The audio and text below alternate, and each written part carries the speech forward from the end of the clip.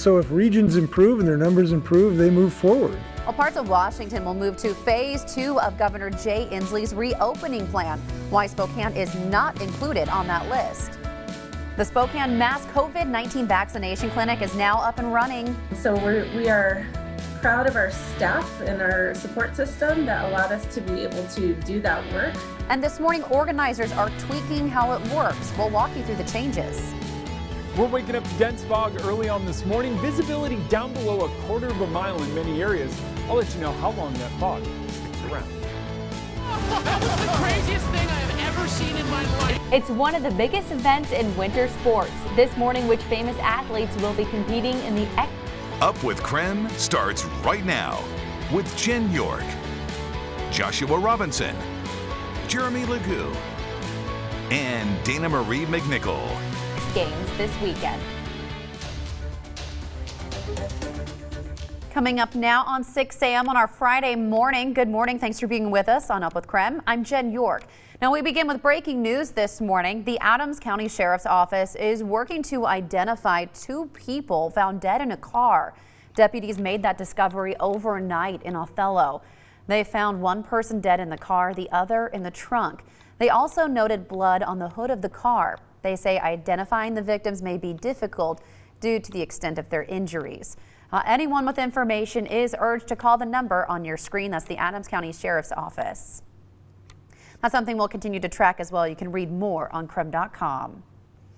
Here at 6 o'clock on the dot, 30 degrees. We do want to turn our attention outside. That's where we find meteorologist Jeremy Legoo. Off to a foggy start today. Yeah, no doubt about it. And it's kind of a weird one out here as I just stepped out the door. A lot of things have changed in the past hour since I was last out here. One of those things is that the fog seems a lot thicker to me. I feel like I'm in a lot thicker fog here on South Hill. But it's also starting to get a little bit windy, and with wind, it should start to blow some of that moisture out and maybe get rid of a bit of this fog. But for now, expect it to stick around. We're seeing reduced visibility across the inland northwest, Spokane, Coeur d'Alene, into North Idaho, and now into far northwestern Montana. That fog is really setting up. Dense fog advisory is in place for those areas. That's for visibility dropping down below a quarter of a mile.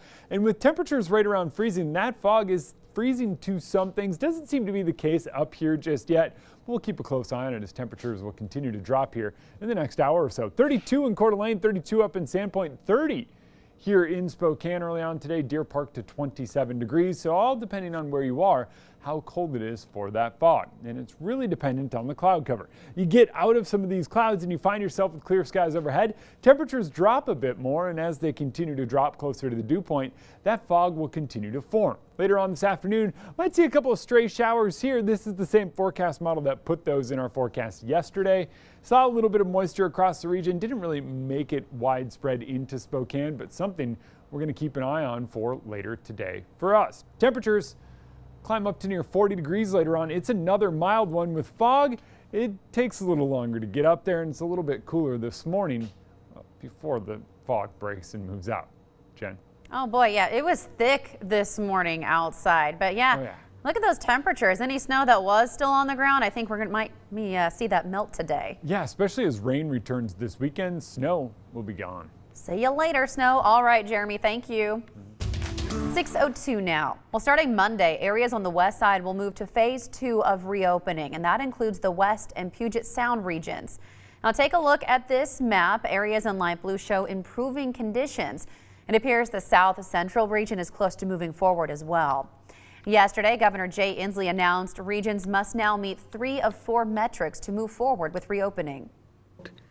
And so if regions improve and their numbers improve, they move forward. And so this is really determined by the citizens of these regions, of what they decide to do and how much they decide to be diligent and how much they decide, not to have people over for dinner and infect them and don't have big Super Bowl parties. And it's really so in phase 2, restaurants, gyms, and movie theaters can reopen at 25% capacity, and indoor gatherings will be allowed with up to 5 people. Meanwhile, what does that mean for the rest of our state, including Spokane and the East region? Well, we will remain in phase 1. Right now, the East region has an ICU occupancy rate less than 90%, We're also seeing a 20% decrease in admission rates at hospitals for COVID-19. So that's good news. Now, to get to phase 2, we can either lower our test positivity rate or lower our case rates. Well, Chaz Health right now is working out the kinks at a new mass vaccination site at the Spokane Arena. Nicole Hernandez is joining us live this morning from the arena to walk us through some of those changes. Nicole, what can people expect now? Yeah, Jen, so the biggest change for today is actually this phone number right here. We've been telling you this phone number for the past few days, and Chaz said that normally this number will be for booking appointments, but if you call this number today, that you will go through, it will call the Department of Health, but it will not actually be for booking appointments at this point. They said that it won't be for booking appointments until next week, starting Monday or Tuesday. That all depends on when they get the next batch of vaccines. If you have any general questions, though, you can still call that number. It connects you with the health department. If you think you have a confirmed appointment, though, but haven't received confirmation yet, that's when you actually call Chaz. That number is 509-444-8200. So a couple of different numbers for you to call there. That's the biggest change this morning, though. In the meantime, crews here at the arena have made changes to help with traffic. Chaz is also working to expand their online server so the appointment booking site doesn't crash. That first day, Chaz ended up vaccinating 1,100 people. That was more than twice what their plan was. So to help, crews made extra exits for people getting the vaccine, and only people with a confirmed appointment will be allowed in for a vaccine. They're also asking people with an appointment to come with proof of Washington residence or proof that they work here in the Spokane area. And they're also asking people to show up a little bit early for appointments. And as you might remember from the first day, we had huge lines, a lot of traffic here. I'm standing where one of those lines was, and it went way beyond our camera here to get into the doors here in the corner of the arena. But of course, these changes really helped out yesterday and hopefully will help out again today and make things run really smoothly. Live in Spokane, I'm Nicole Hernandez. Yeah, Nicole, thank you so much. I mean, they got that site up and running in 8 days, Dana Marie, so some changes are to be expected. Also worth noting, Chaz Health says they will provide an update every day at 11 a.m. Monday through Friday as that evolves and they make adjustments to make things a little easier for folks. Really good to know, and I'm sure you're going to be sharing that update with us at KREM 2 News at noon, Jen. So absolutely. That's a great way to get that information. Of course, across state line this morning, more folks in North Idaho will soon be eligible for the COVID-19 vaccine. Between 3,500 and 4,000 vaccine appointments will open up today. Now, to find out how to sign up, log on to the Panhandle Health's website, or you can call their COVID hotline 877-415-5225. That number there is on your screen. So they say there also will be sharing the information on social media channels. Of course, we have that at KREM 2, also bringing you the information online as well. Dana Marie, thank you. And Idaho Governor Brad Little issued a new executive order to get the vaccine data faster. My executive order requires health districts and providers to regularly report the number of vaccine doses that have been allocated, how many shots have been given, and how many doses they have in inventory to ensure vaccine is getting out in a timely fashion. Now, the data will be reported on the Idaho Coronavirus Vaccine Dashboard. Governor Little says that will apply to all providers administering the vaccine, not just public health agencies. So now that comes after some concerns in Idaho. Some providers were holding on to the vaccines. Governor Little says he has also increased grant availability and a number of National Guardsmen available to help distribute the vaccine. Now, looking ahead, those 65 and older in Idaho will be eligible to get the vaccine starting on Monday. Governor Little says right now Idaho is getting 2,400 vaccines a week, but he's already asked the Biden administration for more. Well, taking a look at what's trending online this morning, calling all ski and snowboard enthusiasts. Today, the Winter X Games will start in Aspen, Colorado, showcasing some of the world's best skiers and snowboarders. People have their eye on Olympic gold medalist Shaun White. The last time he competed in the Winter Games was in 2017, so he posted this on social media. Stay tuned. We're all at the edge of our seat. They're excited to watch him. The last time he won a medal was actually in 2013. Fun fact, White first debuted his skills at the X Games at only 13 years old. That was back in 2000. And since then, he's won 15 gold medals. Very accomplished there. People are very excited to see him.